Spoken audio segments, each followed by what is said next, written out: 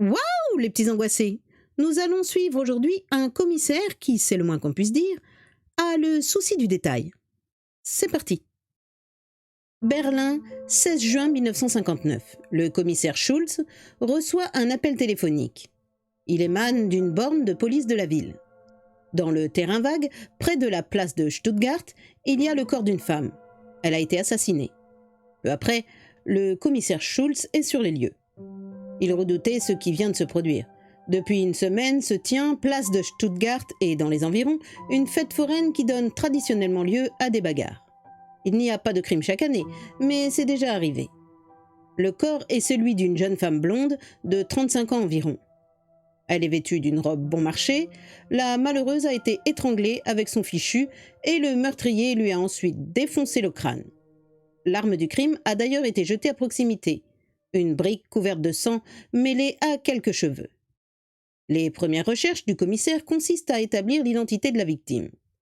Bien qu'elle n'ait pas ses papiers sur elle, la chose se fait sans difficulté.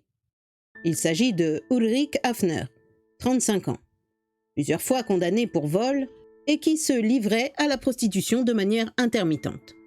Une fois le corps confié au médecin légiste, le commissaire Schulz charge son adjoint de chercher les témoins, qui ne doivent pas manquer, étant donné que le crime a dû se produire la veille au soir, en pleine fête foraine. Effectivement, les témoins ne tardent pas à se présenter au bureau du commissaire. Ils ne sont pas moins de 16 et tous disent à peu près la même chose. La jeune femme était en compagnie d'un homme de 40 ans environ, très brun, très grand. Il portait un pull-over marron. L'un des témoins, un garçon de café qui a servi le couple dans son établissement, est plus précis encore. L'homme avait une cicatrice au pouce droit. À cause de mon métier, j'ai l'habitude de détailler les clients. Comme ça, je retiens ceux qui m'ont payé et ceux qui doivent le faire. Je cherche un signe distinctif. Là, je me suis dit, c'est le monsieur avec la cicatrice au pouce droit. Avec de tels témoignages, l'enquête du commissaire Schulz est bien partie. D'autant que, le lendemain, le résultat des analyses de laboratoire vient les confirmer. Entre ses ongles, Ulrich Hafner avait des bouts de laine provenant du vêtement de son agresseur. Il portait effectivement un pull-over marron. Voilà tous les indices. Le commissaire Schulz y ajoute une déduction qui doit faire avancer les choses plus vite encore. Ce crime d'une prostituée occasionnelle n'est pas un crime passionnel. C'est un crime de mauvais garçon, de voyou. Il y a même toutes les chances que son auteur soit un repris de justice. En mettant bout à bout les diverses descriptions des témoins, le commissaire charge un spécialiste de l'identité judiciaire de faire un portrait robot. Lorsque celui-ci est terminé, il l'envoie aux archives avec mission de retrouver dans les casiers judiciaires l'homme qui ressemblerait au portrait. 2 jours plus tard, le commissaire Schulz a sur son bureau la réponse sous forme d'une photo qui présente une ressemblance frappante avec le portrait robot. Avec la photo, il y a un nom, Hans Brauer, et cette précision. Condamné à 10 ans de prison en 1950 pour avoir tenté d'étrangler une prostituée, libéré en 1957. Décidément, cette enquête avance plus vite que prévu. Le commissaire Schulz lance un avis de recherche dans toute l'Allemagne concernant Hans Brauer, et le lendemain même, il reçoit un appel d'un de ses collègues de Hambourg. Brauer est en prison, il a été arrêté il y a une semaine pour vagabondage. Bien entendu, le commissaire fait conduire le suspect à Berlin. Et peu après, l'homme se retrouve devant lui. Pour tout autre que le commissaire Schulz, l'enquête serait pratiquement terminée. Mais le commissaire Schulz a la réputation d'être extrêmement consciencieux, et plus que cela encore, méticuleux jusqu'à la manie. Malgré ses sombres antécédents, Hans Brauer se montre décontracté. Il répond aux questions avec l'aisance d'un homme habitué à se retrouver devant les policiers. « Où étiez-vous le 16 juin ?»« À Berlin, je crois bien. » L'homme qui a été arrêté à Hambourg vient d'avouer sa présence à Berlin le jour du meurtre sans hésitation apparente. Pourtant, il lui aurait été facile de nier. Est-ce de l'inconscience ou bien a-t-il l'intention de passer aux aveux? Le commissaire Schulz le croit un instant, mais il est vite détrompé. « Qu'avez-vous fait la nuit du 16 ?» Hans Brauer se passe la langue sur les lèvres. Il s'absorbe dans une méditation qui dure quelque temps et finit par répondre. « J'étais au café du Globe. Je n'ai pas bougé de la soirée. »« Et on vous a vu ?»« Sûrement. Vous avez qu'à vérifier. » Le commissaire Schulz arrête là l'entretien et va lui-même se renseigner sur place. Cela fait partie de son côté consciencieux. Malheureusement pour Hans Brouwer, aucun employé du Café du Globe ne reconnaît la photo que montre le commissaire. Ce soir-là, personne ne l'a vue, mais quelqu'un d'autre l'a remarqué. Liliane, une jeune prostituée, amie de la victime, réagit immédiatement en voyant la photo de Brouwer. « Je le connais cet homme-là, je l'ai vu avec Ulrike, une semaine avant sa mort. » Peu après, le commissaire Schultz apprend une information tout aussi accablante pour le suspect. Le laboratoire, à qui il a confié le pullover que portait Brouwer le jour de son arrestation, pour le comparer au brin de laine retrouvé sous les ongles de la victime. La laine est identique.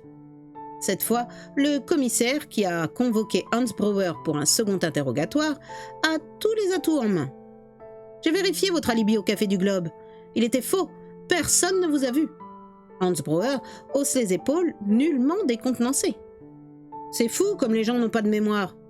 On est dans une période d'indifférence. Personne ne fait attention à personne. Alors vous maintenez que vous avez passé toute la soirée au Café du Globe? Et comment? Dans ce cas-là, me direz-vous aussi que vous ne connaissiez pas Ulrike Hafner? » Hans Brouwer ne se trouble pas. « Ah non, pas du tout. Je la connaissais, la pauvre petite. J'ai été très triste quand j'ai appris sa mort dans les journaux. Celui qui a fait ça, croyez-moi, c'est une belle ordure. Parce que vous n'avez pas essayé d'étrangler une prostituée il y a 9 ans? » Le suspect ne semble pas gêné par l'évocation de sa tentative de meurtre. Elle, c'était pas la même chose. Et avec la victime, quels étaient vos rapports? Encore une fois, Hans Brouwer répond sans aucune gêne. Vous savez quel métier elle faisait, alors Le commissaire Schultz continue l'interrogatoire. À côté de lui, son adjoint ne dit rien, mais cache mal son impatience.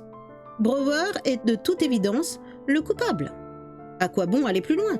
Il faut vraiment être méticuleux et maniaque comme le commissaire pour continuer d'argumenter avec le suspect comme il le fait. Brouwer, vous feriez mieux d'avouer. Savez-vous qu'on a retrouvé un brin de laine sous les ongles de la victime? Or, la laine est la même que celle de votre pullover. Si le commissaire avait cru marquer un point, il s'est trompé. Le suspect ne se départ pas de son calme. Allez dans n'importe quel supermarché, vous en trouverez des douzaines comme le mien. Le commissaire Schultz a gardé son meilleur argument en réserve. À votre place, j'avouerai tout de suite, Brouwer. Un témoin a remarqué que le meurtrier avait une cicatrice au pouce droit. Or, vous avez une cicatrice au pouce droit.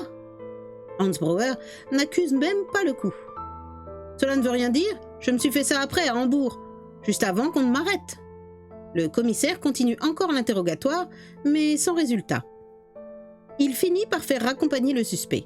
Lorsqu'il est parti, son adjoint laisse enfin éclater son irritation. « Mais enfin, commissaire, qu'est-ce que vous attendez de plus? Il nous donne un faux alibi, il connaissait la victime, et il a déjà tenté de tuer une prostituée dans les mêmes conditions. On a retrouvé la laine de son pullover sous les ongles de la morte, il a une cicatrice au pouce droit, et par-dessus le marché, il se moque de nous. » Le commissaire Schultz a un petit sourire. Il me semble en effet que de sérieuses présomptions sont réunies contre cet homme, mais vous me connaissez, on n'est jamais trop prudent. Un fait me trouble. Il n'a pas avoué. S'il n'était pas devant son supérieur hiérarchique, l'inspecteur deviendrait grossier. Et alors? C'est normal. Pourquoi voulez-vous qu'il avoue un crime qui va l'envoyer à Londres pour le restant de ses jours? Nous avons 16 témoins. Il suffit de les confronter avec Brouwer, et je vous parie qu'ils le reconnaîtront tous. Le commissaire Schultz a écouté son adjoint, selon son habitude, avec la plus grande attention et une extrême patience. Il conclut posément. « Vous avez raison, nous allons le confronter aux témoins, mais à ma manière. » Il prend bien son temps et poursuit. « Vous allez vous rendre au fichier. Vous me ramènerez les photos de 400 repris de justice. Ensuite, vous me ferez venir les témoins. » L'adjoint a un cri de stupeur. « 400, mais c'est énorme! Comment voulez-vous qu'ils le reconnaissent au milieu de 400 photos? Pourquoi ne pas mettre comme d'habitude Brouwer dans une pièce avec une dizaine d'inspecteurs? » Mais le commissaire Schultz n'entend pas être contredit. « Une dizaine, ce n'est pas assez. J'ai toujours fait les choses sérieusement. Si les témoins reconnaissent sa photo au milieu de 400 autres, je serai certain que c'est bien lui. Allez, exécution. Vous devriez déjà être au fichier. » Quelques heures plus tard, l'adjoint rapporte en bougonnant un énorme tas de clichés représentant ce que l'Allemagne a produit comme criminel depuis plusieurs années et pose le tout sur le bureau du commissaire. En les voyant, celui-ci a un sourire. « Parfait, maintenant, vous me convoquez les témoins. » Le lendemain, ils sont tous là, les 16 dans le couloir, à attendre leur tour. Le premier qui entre, un jeune homme qui se trouvait cette nuit-là à la fête foraine, a un mouvement de recul en voyant la masse des clichés.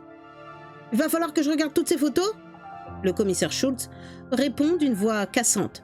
« Oui, et avec le plus grand soin. N'oubliez pas qu'il s'agit d'un meurtre. » Sans répliquer, le jeune homme se tait et se met à l'ouvrage. Au bout de 3/4 d'heure, il finit par déclarer d'une voix découragée. « Non, je peux pas. Il y en a trop qui se ressemblent. Je risquerais de faire une erreur. » Avec le témoin suivant, c'est exactement la même chose. Après un examen épuisant, il finit par dire qu'il ne peut pas se prononcer. Et ainsi de suite avec les autres témoins. Ils renoncent tous.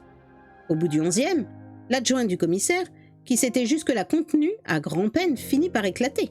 « Je vous l'avais bien dit, 400 photos, c'est absurde. On ne peut pas reconnaître quelqu'un au milieu de 400 photos. » Le commissaire Schultz ne se donne même pas la peine de répondre et fait entrer le témoin suivant. C'est le garçon café, au sens de l'observation si développé. Celui qui avait remarqué que le meurtrier avait une cicatrice au pouce droit. Comme les autres, il a l'air décontenancé en voyant la pile de photos.